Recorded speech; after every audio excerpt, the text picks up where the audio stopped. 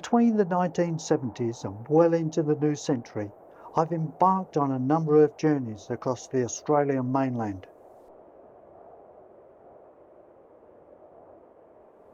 I can't say I've ever had need of road assistance in the suburbs of Melbourne. I've always been further afield when troubles have beset me. On many of these occasions I've been able to capture on film and video those delays in my travel. Let me take you on a journey and show you some of the car troubles I've had while exploring the Australian outback.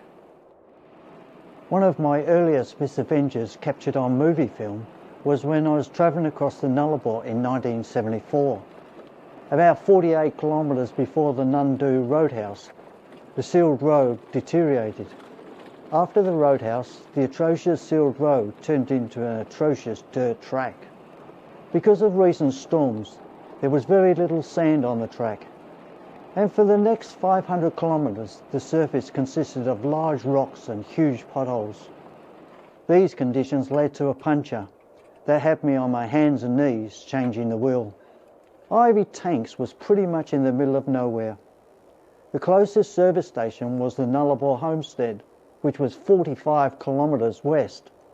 The last service station we'd actually seen was 122 kilometres to the east. Before I spent money getting the puncture repaired, I wanted to find out if the tyre could in fact hold air. I went to the station mechanic and asked if I could use his air compressor.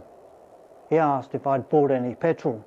When I told him I already had fuel lapping at the top of the intake pipe and the spare fuel can was also full, I was stunned by his response. If you didn't buy any petrol, you can't use the compressor. I walked off without saying anything. There's little point in arguing about such matters, especially when you know you have to come back this way in the near future.